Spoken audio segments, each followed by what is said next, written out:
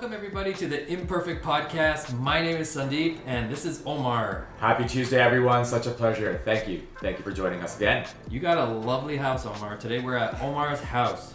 Thank you, Sundeep. I appreciate you coming by. So if you're tuning into this podcast, you're here because, life isn't perfect and you realize that, and so do we. And we just wanted to share that with you. So today on our podcast, this is our second episode. We want to get to know each other, and I'm sure you want to get to know us also. So today we're going to talk a little bit about Omar. And we're just going to dive into his background, his education, and his career. We're going to keep these episodes short as we can, about 20 minutes long, keep them digestible. So I'm gonna get right into it. Omar, you were telling me the other day that, you were asking me actually, was I born in Canada? And I said yes. And I thought the exact same thing about you.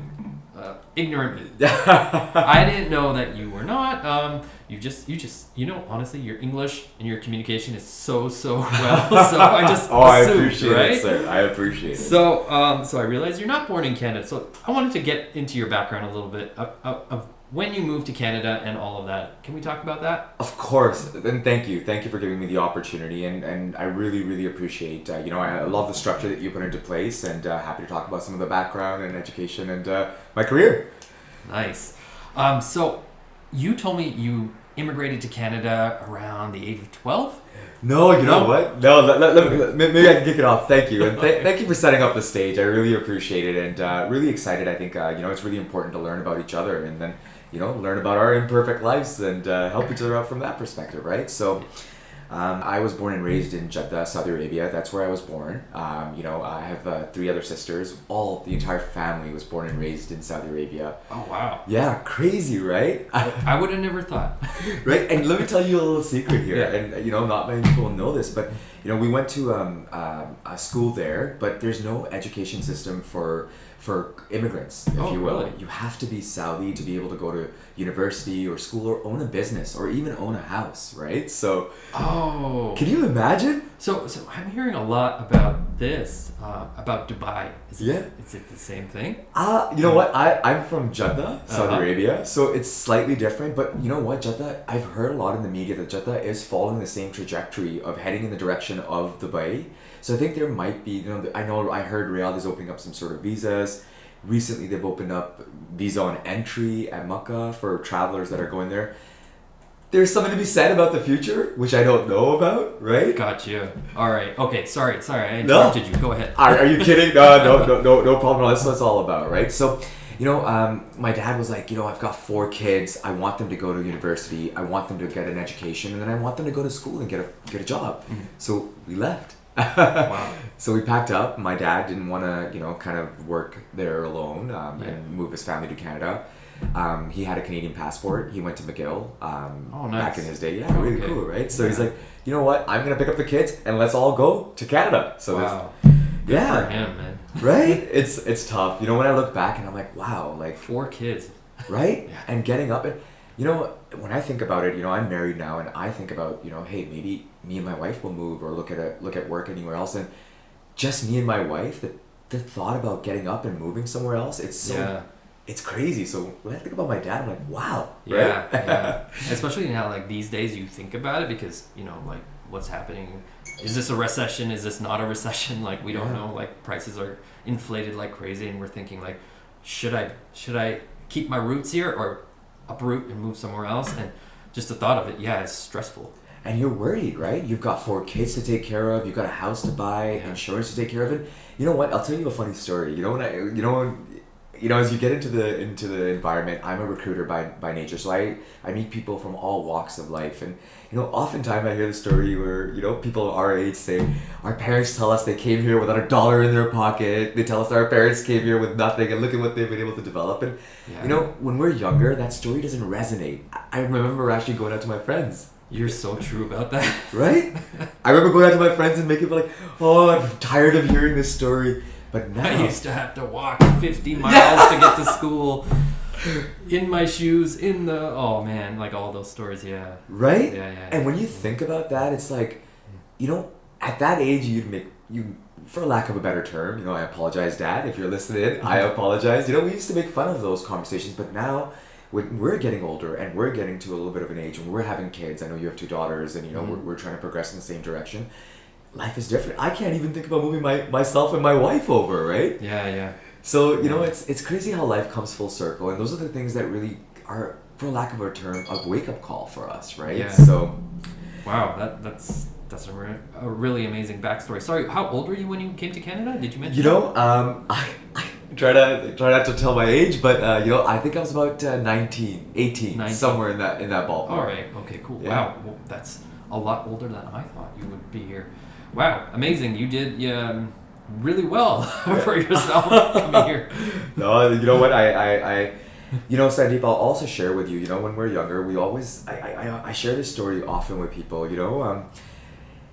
You start off life loving your kids. Loving your parents. I apologize. You start off your life loving your parents. And what ends up happening is that they're the ones that give you food. They're the ones that you look up to when you need to go to sleep or when you need anything in life, right? And then you grow older, and then all of a sudden you feel like you don't need your mom and dad. You think you're completely self-sufficient, right? Actually, my mom and dad don't know what they're talking about. Yeah. But what magic happens? As I've grown older and older in life, now it's come full circle. Yeah. I actually I'm gonna go see my dad today. Yeah. I want to talk to them every day. Yeah. I actually think that they have more knowledge than I have, right? And I want to learn from them. And to me, that entire story of how surreal it is, you go from loving your parents to going through an age, and I work at the hospital, I work in healthcare, and I work with a lot of people that are worried, my kids don't want to spend any time with me, and I'm like, don't worry, be patient, give it a couple of years, Yeah, I think I was the same way, and in some sort of way, I'm kind of am the same way. I grew up in Markham, lived with them in Stouffville when they moved there for a little bit, but then I got married.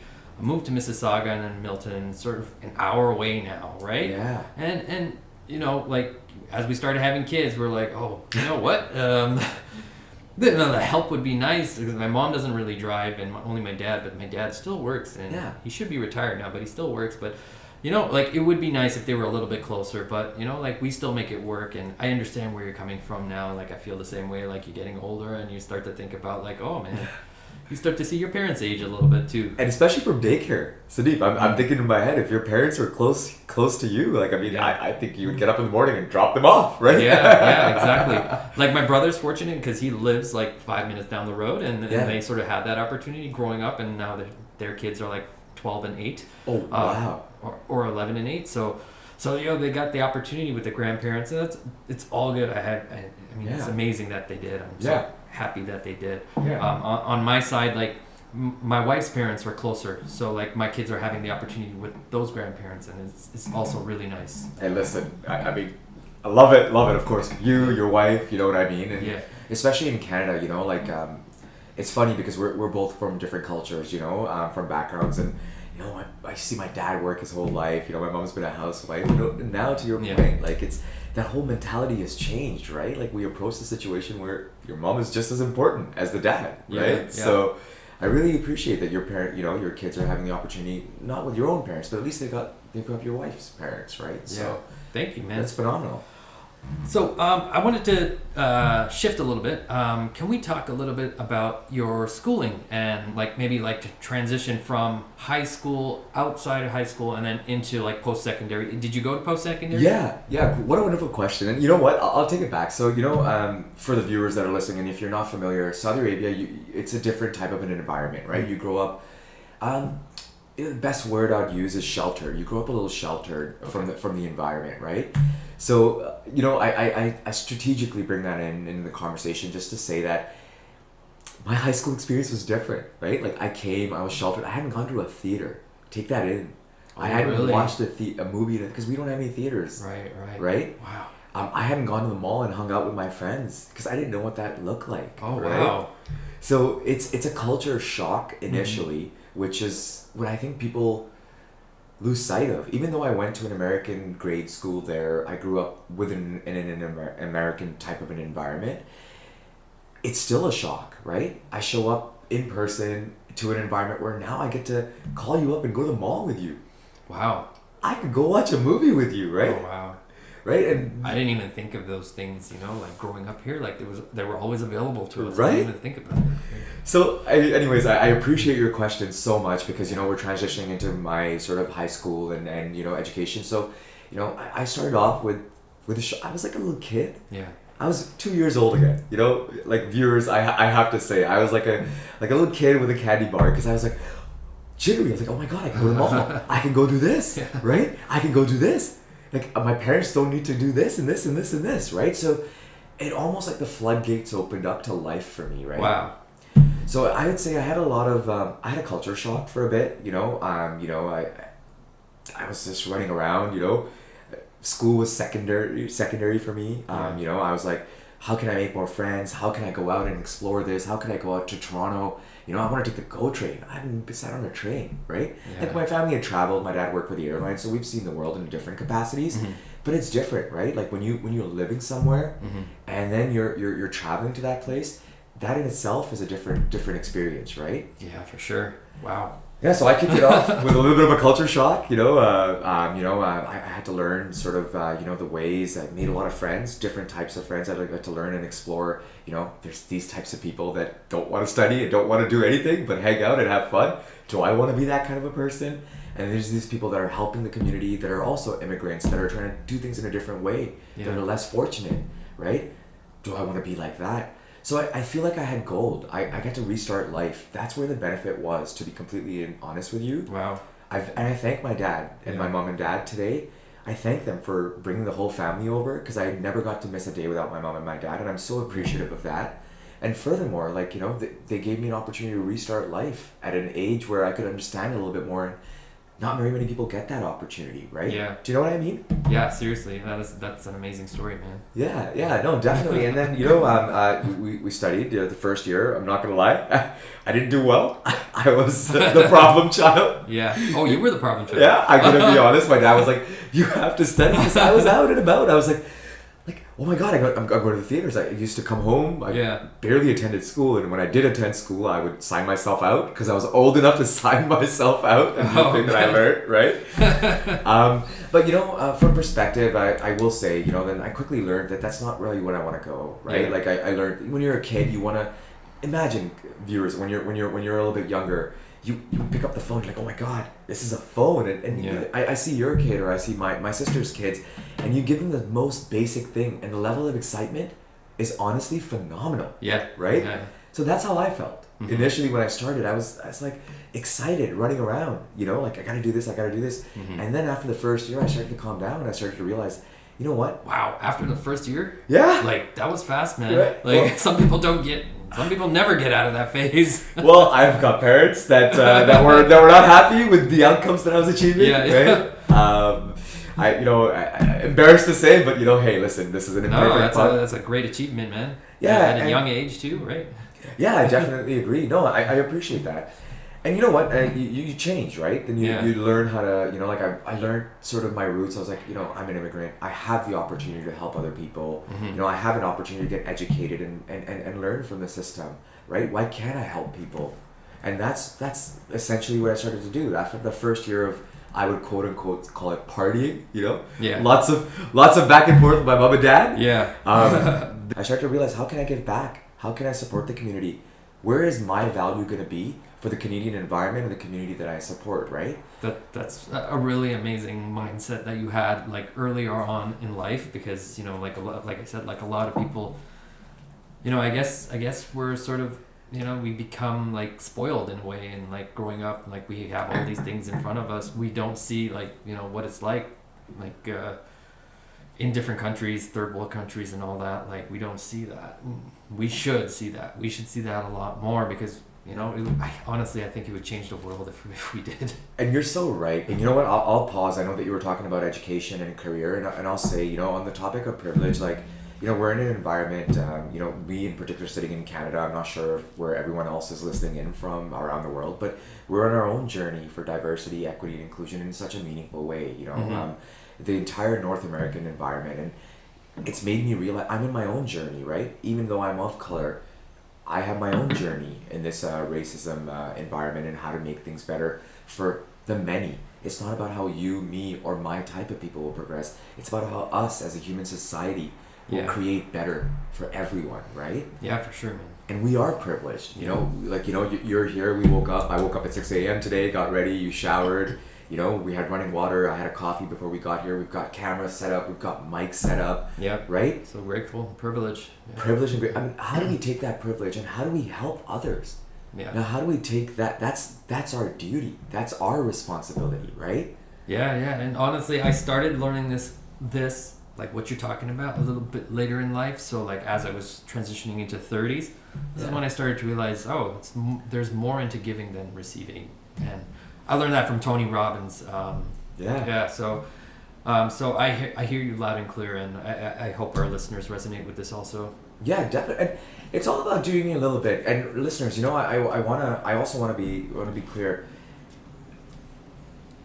It's about the way that you give in the way that you can give, right? It's not about comparing yourself to say, oh, Sundeep was able to go buy a Toyota for someone who was not able to drive.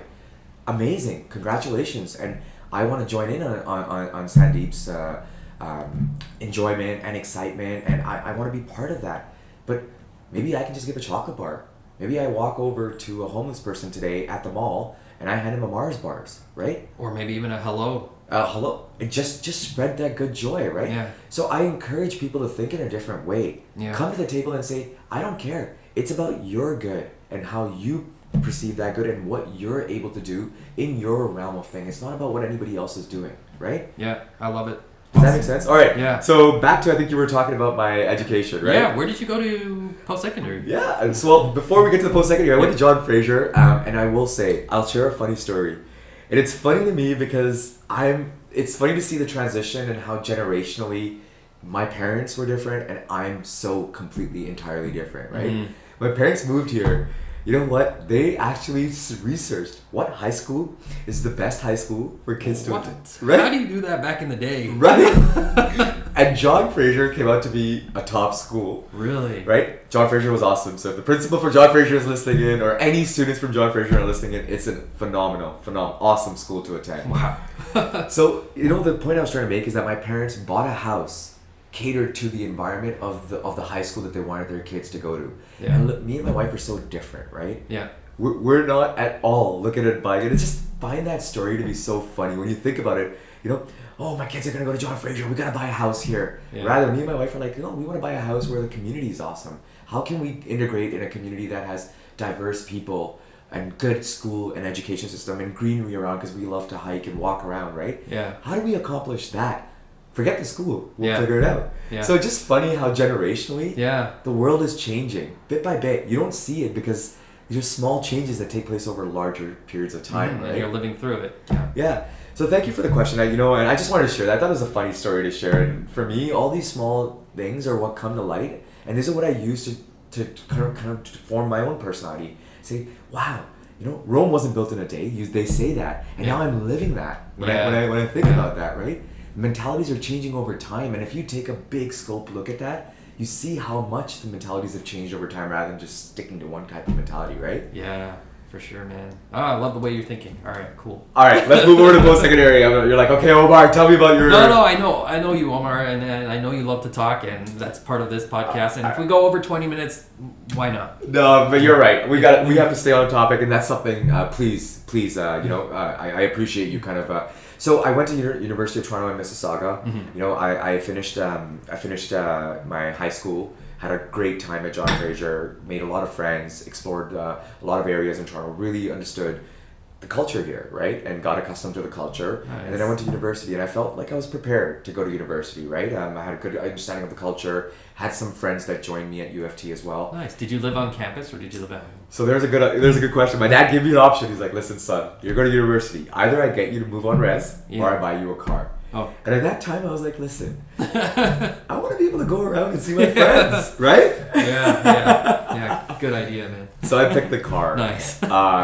Spent about 3 or 4 years at 4 years, graduated with a degree in marketing and communications with a double minor actually in philosophy and political science. Oh, wow. Yeah, it was a lot of fun. Oh, wow. Yeah. Amazing. And it's fun. Like, University of Toronto's come a long way as well, especially the UTM campus.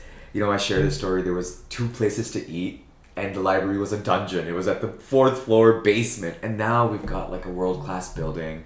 We've got new centers that are coming up, and UFT's come a really long way from a campus perspective. But I had a phenomenal time. Got to meet a lot of really good professors. Understood communication, understood marketing. Right. Got a grasp of what university life is like. Spent a year just hanging out, meeting some friends, understanding what I want to do. Usually, generally, first year in the Canadian environment of the university is really you understanding what you're good at and what you're excited by in terms of a career. And then I specialized the second, third, and fourth year. Wow. Nice. So these friendships, do you still hold on to them, or have they transitioned and faded out? No, you know what? It's phenomenal. I'm really proud to say, I had many friends. Yeah. And as the years sort of grew, those friends I'm friends with everyone. I'm a very positive guy. I like to help people. And I try to stay in touch with everyone. And you're a great success story, right? I think I've known you for a better half of 10 years. Maybe, I think, right? I think it's been like around, you know what? It could have been close to 10 years now. Because I think I was at Edward Jones around 2013 or 2014, and that's where we met, at Edward Jones. Yeah, I started at 2014. So, and we're in 2013, so 9 to 10 years. Wow. Roughly in that ballpark, right? And crazy how time flies. Yeah. I've maintained, to your answer, some of the good friendships that I've had through high school, through university as well, and I'm proud to say, it's so crazy to see that now I'm playing with your kids. Yeah. Right? Like I was thinking about that the other day too. Right? Like we went from partying at clubs to playing with their kids. Yeah. Right? Yeah. And it's just phenomenal. It's crazy, when you reach this milestone in life. I don't know if it's a milestone or if it's just general progression of getting old or what it is, but like when you get here, you have this moment of realization where like, wow, right? I'm now the uncle or something. and like, where did time go? I'm now the uncle, and it's crazy that you were hanging out with this friend of yours, right? In university or in high school, you were partying and you were talking about, okay, one day when we get married, and now we're here. Yeah, exactly. I had to take my family was invited to a friend's birthday party, and this friend I've known since grade 4. Yeah. And I've known a lot of my friends. I keep in touch with a lot of my friends from elementary school, even as far back as kindergarten. One of my best friends is still from kindergarten. But anyways, I had to take my daughter to this birthday party. I had to explain to her, like, when I was just about your age, she's 5. So when I was just a little bit older than you, I used to hang around this friend, and we're still friends, and we keep these friendships, and I want to introduce you to their kids, and they've been seeing each other for a couple of years now, and it's fun, it's interesting, and it's surreal at the same time. Yeah, and what a small world. I've known Sundeep for 10 years, and over the 10 years we've worked together, and he has 2 kids. He's bought his own house and he's living together. And I've had my own friend, part of my own group of friends that I've known for the last 10, 15 years that I've been growing up with. And guys, let me tell you, me and Sundeep were standing there. I was showing him old school pictures and saying, hey, on topic, this is what life used to look like. This is what we used to do. And out of the pictures, there's a guy in a picture, and Sundeep's like, Omar, stop. Who's that? And we stopped, and can you guys believe that his kids and Sundeep is friends with the guy that I used to hang out with 10 years? I'm still friends with that guy. And now Sundeep is hanging out with that guy, and his kids are hanging out with that person's kids. Yeah. It's just crazy. Honestly, that was a surreal moment also, but I feel like it was a moment of serendipity almost. That's when we started diving into the people you knew, the people I knew, and then what are your, I don't know how it came about, but what are your life goals? And then somehow YouTube came up, and then we were talking about the same thing, but in different ways. Yeah. And then, honestly, from that moment, we were it took about a minute or two, but we were like, yo, you want to work together?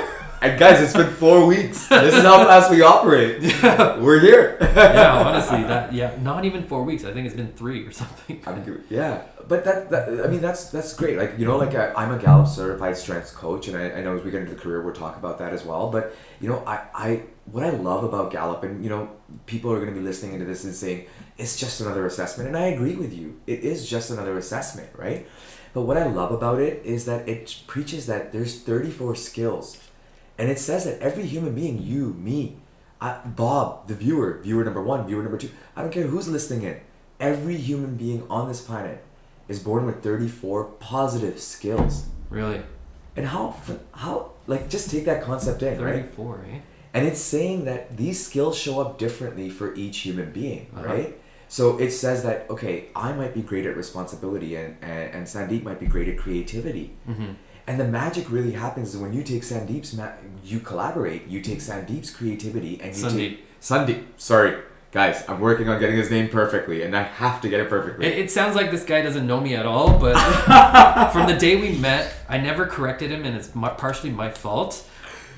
He called me Sundeep, and a lot of people do. A lot of people mistake Sundeep with Sandeep, and don't feel bad because my father-in-law to this day still does it. Oh, wow, that makes me feel better. I appreciate it. So don't feel bad. But I never corrected him. I was like, oh, okay, this guy's gonna call me Sundeep. And every time he came up to the floors, like I would be hanging with Greg, and he'd be like, yo, Sundeep. I'd be like, yo, okay, this is cool. I was like, he's the only one that does it, and I don't correct him, and I'll always know that he's the only one that's calling me by this name. And the years went by, I never corrected him, and then all of a sudden, we started talking about, like, what if we got into like this together, and I just said, on camera, maybe we just correct the name there. And then he's like, you know what, I really, really feel bad and I want to work on this, but you know what, don't feel bad. And we have to, Sundeep. I completely agree with you. We definitely have to get that name right. And you're right. In the environment that we're in, we're talking about how we're going to make it diverse and friendly for everyone that's immigrating here. So names is important. Spelling them, saying them, pronouncing them. And I appreciate your kindness to come to the table and say to me, that makes me feel so great. Yeah. Thank you. It's all good, man. We'll get better. Yeah. But where we were going with that was that we were talking about how we, in 3 weeks, have been able to put this together. And Gallup was what we were discussing. And back to the 34 strengths, that's what said. We look at Sundeep, he might be ahead in creativity. He might have conversation skills and tech skills. And I honestly don't. The camera, the mic, all this setup.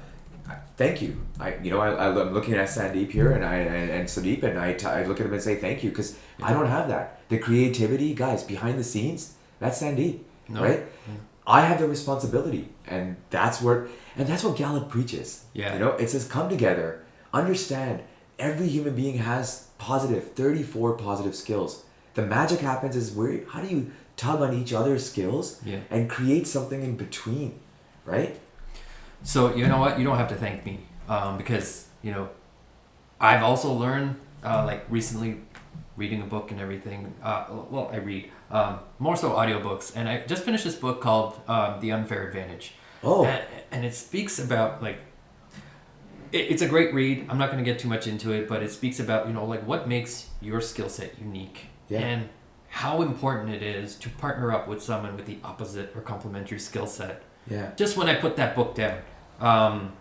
That's when we had met up, and then I don't know, just things started to click. So I'm not a great communicator, but you are. No, you're too kind. So Sundeep, you're too kind. So like, if we can help each other out here and take the journey together along the way, like why not? Of course. So you were saying, you were talking about Gallup just now. Yes. And I think this would be a good segue into your career and like of course. How you came about getting into talent acquisition. Do you want to talk a little bit about that? Of course. You know what, Sundeep? It's a wonderful question and a wonderful way to segue because Gallup, you're right. Gallup is something that I recently did of my recent career. So, you know what? It's a tough story, but I want to share. So, I was working at CMA, Ontario, and if people are not familiar, viewers, in Canada we have a designation. A singular designation. It's called CPA. It stands for Chartered Professional Accountants of Ontario.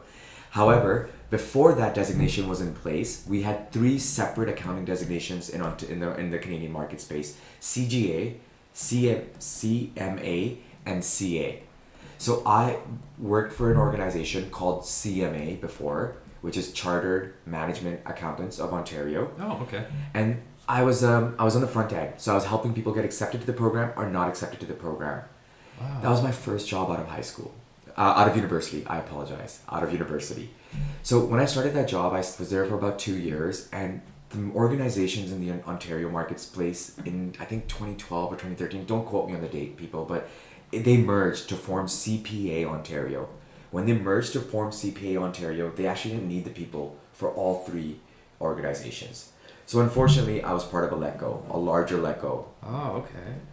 And you know what? I'm getting to a point. As I was let go, I had a severance package, much like everyone else receives here in the Canadian market space. And part of my severance package, Sundeep,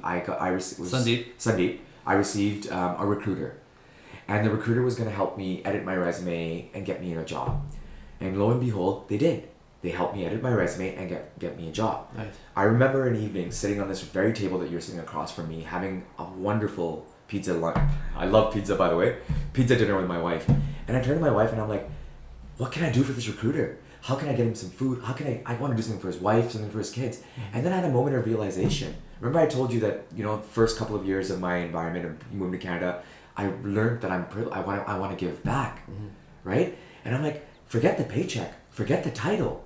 How do I start to give back? And this is how I give back. Why am I not on the forefront of receiving the good wishes, good words of people that I help, right? I'm sitting here saying, I wish the best. I was praying for the recruiter, right?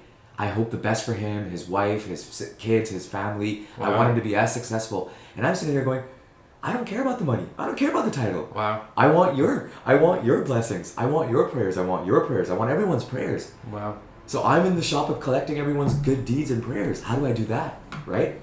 And that's where I was born.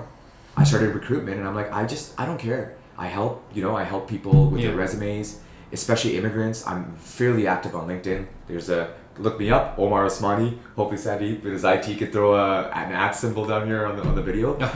But, and that's kind of where I started my career of recruitment. Nobody would hire me. So I started at an agency level, hiring general laborers, working at Aerotech, which is a really massive recruitment company. Yeah. And they look at sort of frontline staff. Wow. Didn't want to do the frontline for a while. Wanted to get into corporate, so moved into Edward Jones, and that's where we met. Oh, okay. Yeah, so I moved. That's how our sort of transition happened, because in recruitment you have either agency recruiting or corporate recruiting. Corporate is in-house, agency is external agency recruiting. Okay. It's hard to get into corporate recruitment when you don't have any experience. And as I, took you down my trajectory, I just had the thought of being a recruiter because I wanted to help people, right? Mm-hmm. How do I put that into fruition? No corporation would hire me as a corporate recruiter. So I kicked it off with agency, did that general labor bit for a bit, then moved on to corporate and Edward Jones, and that's where we met. Did about 2-3 years at Edward Jones. Met you, awesome. Greg, thank you for taking him. What a phenomenal guy. We got to bring him on here sometime. Yeah, Greg is a good guy. Sure. Miss him. And then moved over to IKEA. Spent a couple of months there, helping them centralize some of the recruitment processes. And then I'm at Trillium. Trillium, if viewers aren't aware, is one of the largest healthcare run hospitals in the Canadian environment. I in particular support executive level recruitment. I have a small team. And we look after manager, director, vice president, so 3 levels of recruitment. Wow. And we're the largest healthcare hospital in the Canadian environment, so I support it for all of Trillium Health Partners. Wow, what an amazing journey and story. Thank you. Thank you for sharing, man. No, and thank you for listening. I appreciate it. The good news is that I became a recruiter. That's what matters, right? And I'm here to help people. And now we've got a podcast and a platform to help those people. So please reach out. Amazing. Yeah. And honestly, like, since the day I met you, like, you've always been helping people, and I see that, and you've helped me a lot throughout my career. That's another story for another episode. But for sure. Sundeep, thank you for giving me the opportunity to meet today and speak a little bit about myself. I sincerely appreciate it. We were able to talk about why I came here, how I came here, talk a little bit about high school and some of those great experiences, and then university, and finally what happened in my career, how I arrived at the job that I'm currently working right now. I know you mentioned that we're going to have podcast series, and we're going to talk a little bit more about these. We're all hoping to offer support from a resume edit perspective. We're hoping to do a podcast on how to immigrate here. So more to come, more exciting news on some of these topics that we discussed here today. But thank you, sincerely. I really appreciate you giving me the opportunity to open up and share a little bit. I'm a little bit nervous. I don't know if the camera can tell or people can tell. It's always tough to share about yourself. But I wanted to say thank you for giving me the opportunity to come up and share this with you and people that are viewing and listening in today. You're welcome, man. And don't worry about nerves. I mean, you can tell, like, I'm also nervous. But you know what? That's why we named this podcast what we named it. That's Imperfect. Give us a little bit of, wiggle room and excuses for making mistakes and this and that. So, you know what? We're human, and that's what it's going to be. It's never going to be perfect. Yeah. So thank you. And you know what? Next week, we're going to talk about, it'll be our third episode. And, we learned a little bit about you. And we're going to learn a little bit about me. Like, my journey is totally different than yours, but, like, similar in some ways. And like, like the way we found ourselves, back at each other's company and, doing this together, we'll sort of, like, walk you through how that came to be also. So stay tuned for episode 3. And yeah, guys, please, what we encourage and what I wanted to take a moment right at the end here as the outro, I'm excited to learn about Sundeep next week. That's going to be exciting. But guys, what we've appreciated and what we want to say thank you to sincerely to the viewers, the feedback. We can only grow and become better and help people. That's our premise. Remember, the outcome and the goal is to provide positive, good, real conversations to help people. We are only going to be able to do that if we get feedback from you guys. So I'm just encouraging, please, thank you for the people that have reached out and have provided feedback thus far, but feel free to come back and share some more feedback with us and how we can be better. And if there's any topics that you guys would like to hear a little bit more about, let us know. We're more than happy to facilitate. With that, thank you for this opportunity. Thank you for giving me an opportunity to hear a little bit about myself. So excited to talk about you next week, Sundeep. Take care. Omar signing off. Happy Tuesday. Sundeep signing off too. Happy Tuesday. See you, everyone. Thank you very much. Let's take a break and then let's come back.